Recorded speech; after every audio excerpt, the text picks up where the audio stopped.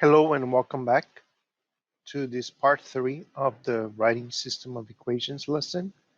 So it's going to be lesson 4.3. Okay, and today we're going to talk about problems that deal with coins. Last time we talked about quantity versus value problems, and problems with coins are just like that, quantity versus value. But let's learn a little bit about US coins. If you notice that these are the different coins we have in US. Coins represents money that is used in form of metal. Okay, so in the United States we have these different coins. We start with the penny. Okay, here's the head and here's the tail.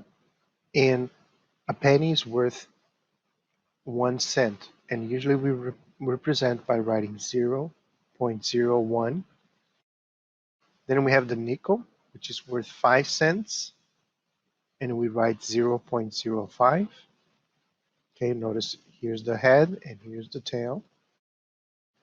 And the dime is worth 10 cents. We have the quarter, which is 25 cents. Quarter means 1/4 of a dollar, so quarter, so 25 cents. And then we have the half a dollar, which is worth 50 cents. And then we have the $1 coin or a dollar coin. So these are the 6 coins that we see out there. All right, very good. So let's look at the examples here. If you remember from last time, look for the variables. Okay, so when we tackle a problem like this, we want to make sure to look at the variables. And if you notice right there, write a system of equations that can be used to determine N, the number of nickels, and D, the number of dimes. So right there, we know we're going to be dealing with nickels and dimes, and they're using the first letter of each word as the variable, which is nice. So number of nickels, and this would be the number of dimes. So let's take a look at the problem.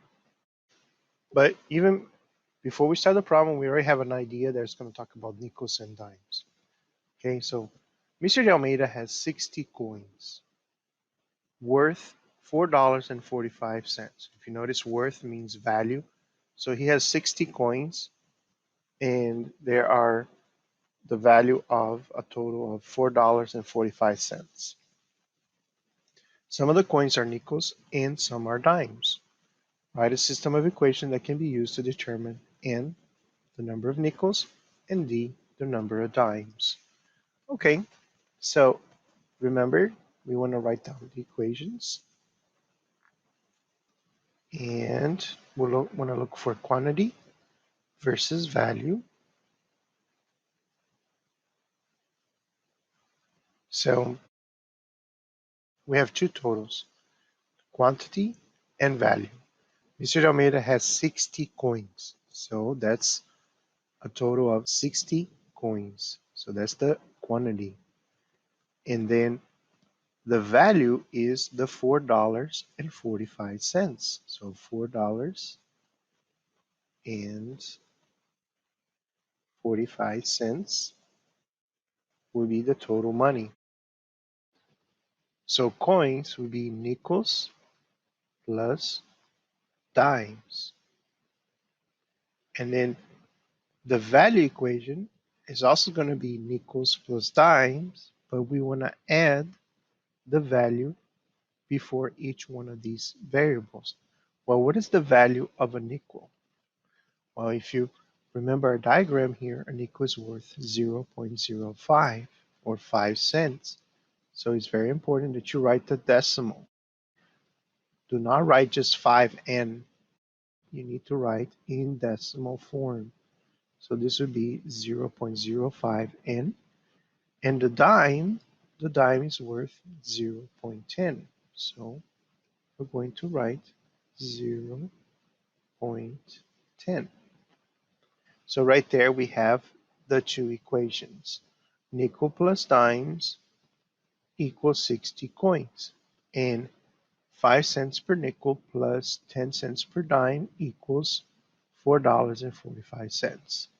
Money plus money equals money. Number of coins plus the number of coins equals the total number of coins. And there you go. These are the two equations that we're looking for. Now, if this was a multiple choice, now at this time you will be deciding which multiple choice is the correct one. Okay? All right, let's go on to the next problem. As always, let's identify our variables. Please notice the question mark and write a system of equations that can be used to determine Q and P. And Q is the number of quarters and P is the number of pennies.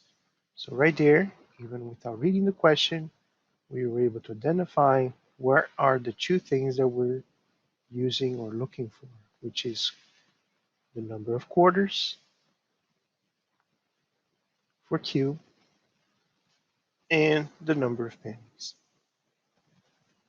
Once you identify that, let's go ahead and tackle the problem, and we'll be on the lookout for the equations. Okay, so let's take a look. Suppose you have just enough money in coins to pay for a loaf of bread. So basically, this is a loaf of bread. Please notice this is a slice of bread, and this is a whole loaf of bread.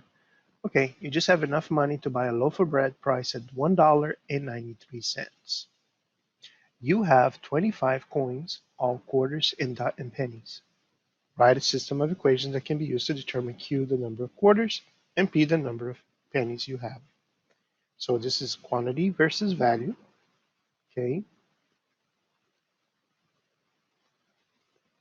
And so we're looking for a total of quantities. We're talking about coins. And we're talking about the value of the coin, so money. Okay, so when we read it again, suppose you have just enough money, coins, to pay for a loaf of bread priced at $1.93. $1.93 is money, so we put it right here under money. You have 25 coins. Coins will be right there. So you have 25 coins and they're worth $1.93. Well, what kind of coins you have? Well, all quarters and pennies. So this would be the plus. So we have quarters plus pennies. Quarters plus pennies. Okay, now remember the equation that represents value. You want to have the value in front of the letters. What is the value of a quarter? 25 cents. Please remember to write in decimal form. Okay, and what is the value of penny? Penny is 1 cent, which is, we write 0.01. So there you go. We have the equation for quantity and the equation for value. Please remember, okay, value questions has the value of each variable in front of the letters, okay? All right, so that concludes our two examples for today. So today you're going to be tackling some problems that have to do with coins, and please use this diagram to know the value of each of your coins that you're going to be using. And also you're going to see other problems similar to the ones that we did on the previous lesson, which has to do with quantity versus value. All right, I hope this video was helpful. Thank you very much for your time and have a great day. Bye-bye.